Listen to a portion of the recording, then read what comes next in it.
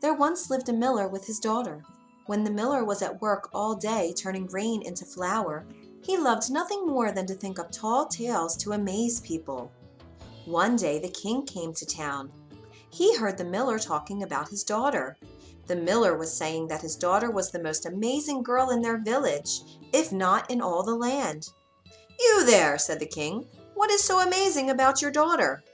The father bowed. He said, "Your Majesty, my daughter is so clever that she can spin straw into gold." "Spin straw into gold?" said the king. "That is amazing. She must come to my palace. I will put her to the test." "But I mean," said the miller. He wished he had not told the king such a thing, but now it was too late. So the miller's daughter had to go to the king's palace at once. The king took her to a room piled with straw from floor to ceiling. He pointed to the spinning wheel in the middle of the room. He said, "Now get to work. If by morning you have not spun this straw into gold, you will die." The king slammed the door and locked it behind him. The poor girl was all alone. For the life of her, she did not know what to do. She had no idea how to spin straw into gold. "What will I do?" she called out to the air. "No one can do such a thing." Just then, an odd little man stood before her. "Did I hear you say no one?" he said. "What?" said the girl, shocked. "Where did you come from?" "Never mind that," said the imp. "What matters is I can save your life. For a price, of course." "You can spin straw into gold?" said the girl. "What kind of price do you have in mind?" She did not know if she should trust this stranger. "What you give must be important to you," said the imp. "How about that necklace?" The girl thought, "Indeed, my necklace is very dear to me, but not as much as my freedom." So she said to the imp, "Very well. If by morning you can turn this room full of straw into gold, the necklace is yours."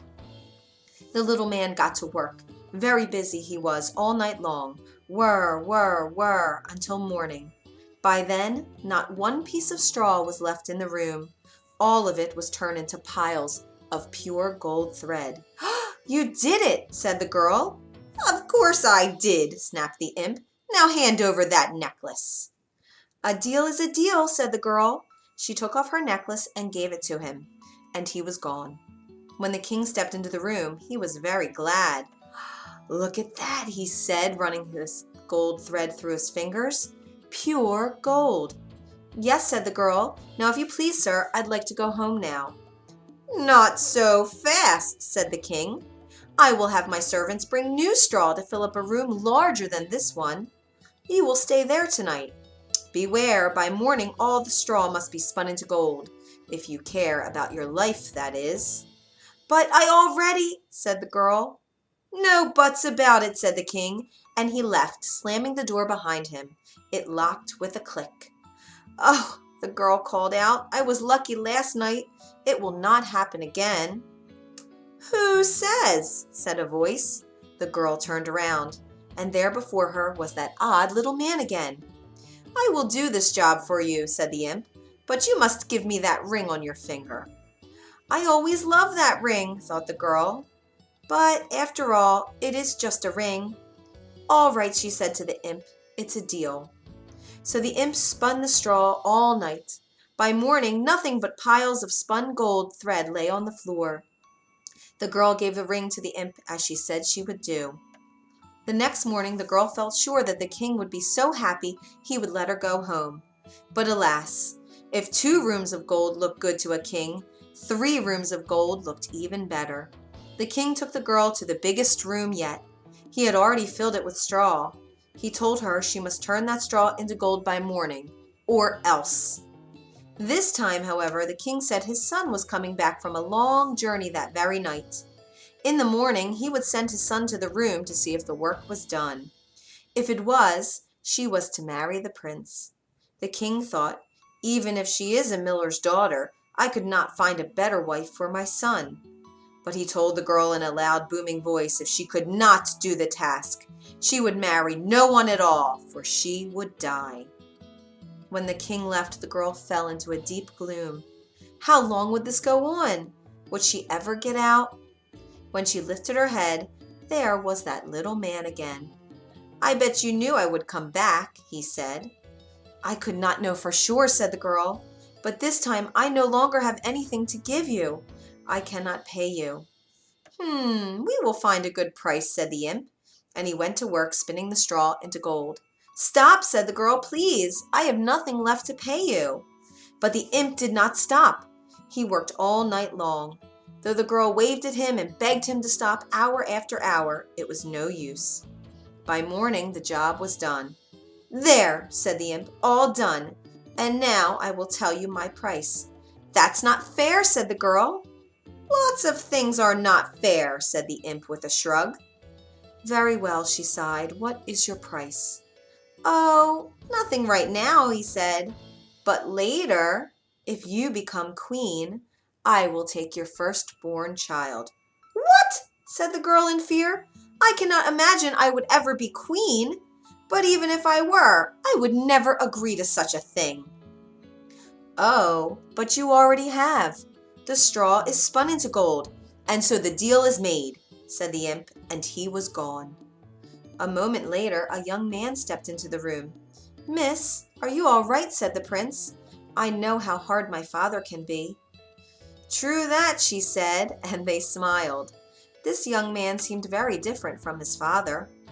When I am king, he said, I will not rule as he does. The prince looked around. He saw the large piles of gold shining on the floor. How can you do such a thing? He said in wonder. And the girl said nothing. I was told that if the straw were spun into gold by this morning, you were to marry me. But know this, if you really want to get out of here, I will help you. Do not worry, I will find a way to tell my father. This young man was very different. The girl wanted to get to know him better. The two stayed in the room and talked about all sorts of things. Before long, they had fallen in love. Then he asked her to marry him, and the girl said yes. So the two were married. It was not long after the wedding when the terrible old king died. The prince became king, and the miller's daughter became queen.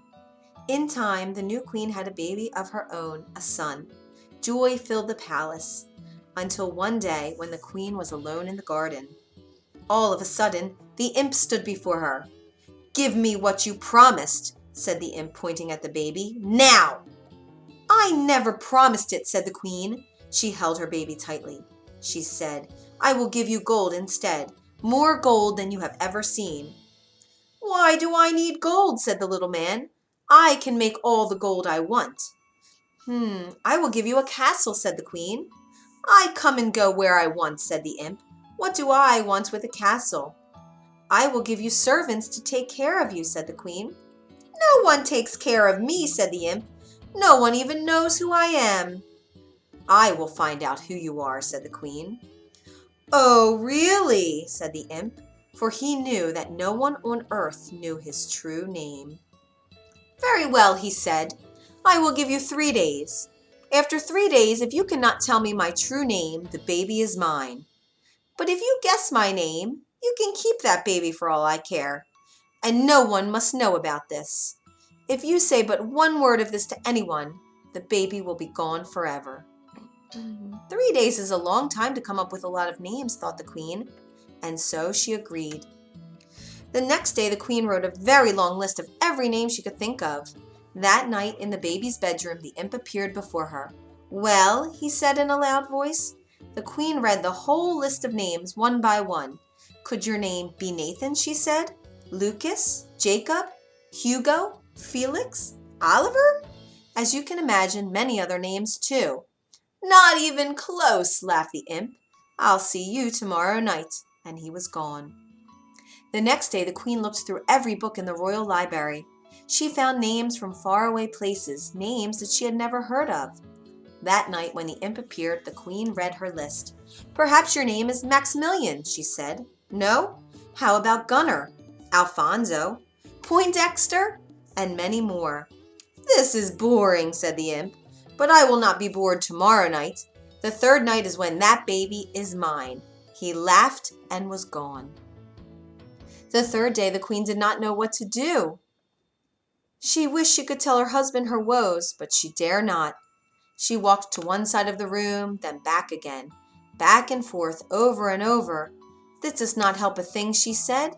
She put on her royal cape and hood and walked outside the castle. "If I have peace and quiet, maybe I will think of something," she thought.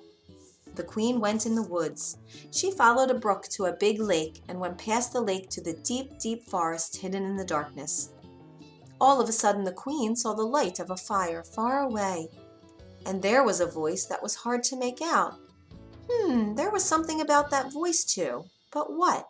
She stepped closer and closer. At last, there in front of a fire danced a little man. It was he, the very same imp. Very quietly the queen listened. As the little man danced, he sang, "Tonight, tonight, my plans I make. Tomorrow, tomorrow, the baby I take. The queen will never win the game, for Rumpelstiltskin is my name." "Rumpelstiltskin," said the queen. That night when the imp appeared, the queen went through more names. "Is your name Yusuf? Bobek? How about Salomon?" "No, 1,000 times no," said the imp. "You are wasting my time. I will give you one last guess, then that is the end." "Well, I'm sure this is not right, but could your name be Rumpelstiltzkin?" "Rumpelstiltzkin!" yelled the imp. "How could you know?" He was so mad that he stamped his feet. He stamped and stamped. He stamped them so hard that a very big hole opened in the ground, and he fell right down into it. And Rumpelstiltskin was never seen again. The end. If you enjoyed this tale, you can find more at storiestogrowby.org.